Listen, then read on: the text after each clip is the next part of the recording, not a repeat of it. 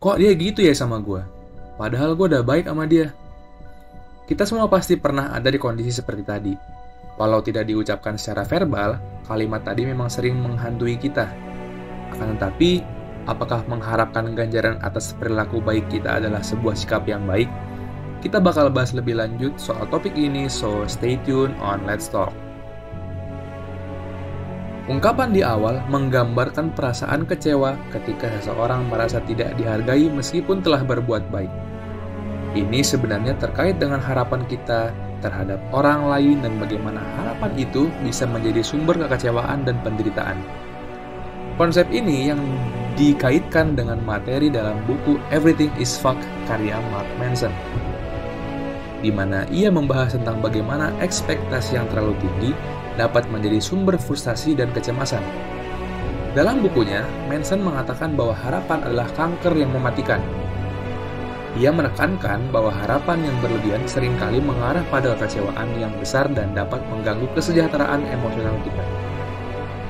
Ketika kita mengharapkan orang lain untuk membalas baik dengan tindakan yang sama, kita tidak hanya memberikan kendali atas perasaan kita kepada orang lain, tetapi juga membuka diri untuk kekecewaan dan penderitaan ketika harapan kita tidak terpenuhi.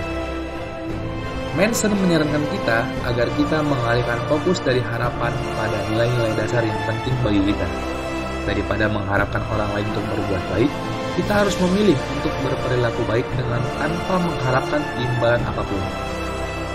Sikap seperti ini memungkinkan kita untuk mempertahankan kendali atas perasaan kita dan menghindari kekecewaan yang tidak perlu. Dalam konteks ungkapan di atas, sikap yang lebih baik mungkin adalah untuk tidak mengharapkan ganjaran atas perilaku kita. Sebagai gantinya, kita harus berbuat baik tanpa mengharapkan apapun. Kita harus memilih untuk bertindak berdasarkan nilai-nilai kita dan bukan karena harapan kita terhadap orang lain. Dengan cara ini, kita dapat membangun kesejahteraan emosional yang lebih stabil dan berkelanjutan tanpa terjebak dalam siklus kekecewaan dan frustasi. Manson juga menyebutkan dalam bukunya bahwa ada 3 fase dalam kedewasaan seseorang. Pertama, ketika dalam fase anak-anak, kita cenderung melihat semuanya dalam hitam dan putih, baik dan tidak, boleh dan tidak boleh, sebagai alasan untuk menjauhi atau melakukan hal tersebut, walau kita tidak tahu alasannya. Yang kedua adalah fase remaja. Dalam fase remaja, kita cenderung melihat berbagai hal sebagai sebuah transaksi. Jika aku melakukan ini, apakah aku akan terlihat keren? Jika aku menggunakan ini, apakah aku akan diterima di tengah masyarakat? Dan berbagai macam pertimbangan lainnya berdasarkan untung tidaknya sesuatu itu untuk dilakukan. Dan fase ketiga adalah fase dewasa. Fase di mana seseorang melakukan sesuatu dengan sebaik-baiknya tanpa mengharapkan adanya ganjaran.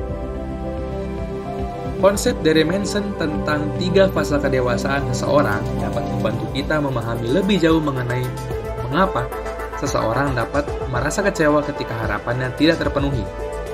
Pada fase pertama, saat kita masih anak-anak, kita cenderung memiliki pandangan dunia yang sederhana dan memandang sesuatu dengan kategori hitam dan putih, baik atau buruk, benar atau salah. Oleh karena itu, ketika kita berperilaku baik, kita mengharapkan orang lain untuk bereaksi positif dan memberikan ganjaran yang sesuai. Ketika kita memasuki fase remaja, pandangan kita terhadap dunia mulai menjadi lebih kompleks. Kita mulai mempertimbangkan apakah suatu tindakan akan membuat kita terlihat keren atau diterima oleh orang lain. Dalam fase ini, kita lebih memandang dunia sebagai sebuah transaksi dan mempertimbangkan untung dan rugi dari setiap tindakan yang kita lakukan. Kita dapat mengharapkan bahwa perilaku baik yang kita lakukan akan membawa manfaat untuk kita di masa depan, seperti mendapatkan popularitas atau status sosial yang tinggi. Namun, ketika kita masuki fase dewasa, kita mulai memahami bahwa dunia tidaklah sesederhana seperti pada fase pertama dan tidaklah semudah fase remaja.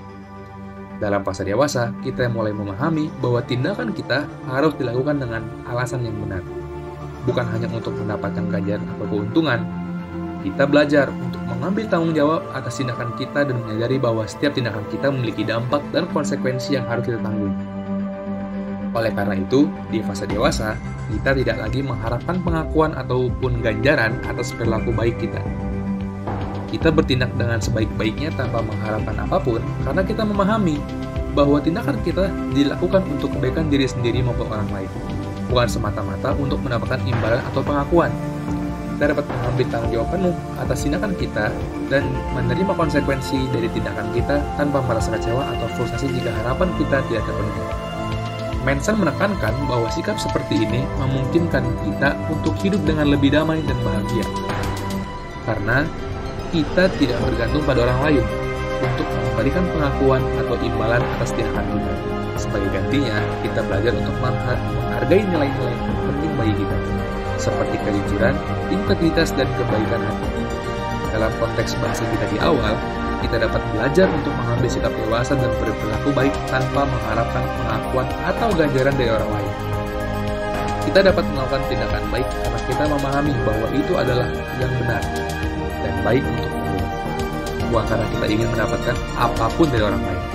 Dengan cara ini, kita dapat hidup dengan lebih damai, bahagia, dan bertanggung jawab atas tindakan kita sendiri. Terus kesimpulannya apa, Bang? Lu malah resensi buku.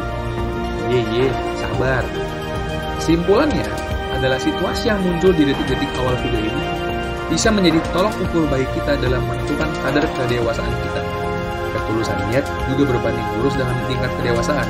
Jadi kalau besok-besok kita dikecewakan lagi, selalu ingat bahwa tujuan kita cuma mau menjadi seseorang dewasa yang melakukan apapun dengan sebaik-baiknya. Karena pada akhirnya, jika semua orang menjadi sosok yang dewasa, kita tidak perlu lagi pusing soal ganjaran. Kenapa? Karena semua orang akan berusaha menjadi teman yang baik, manusia terbaik, anggota keluarga terbaik, tetangga terbaik, bahkan warga negara terbaik tanpa menjadikan itu sebagai kompetisi. Seperti biasa, classic let's talk.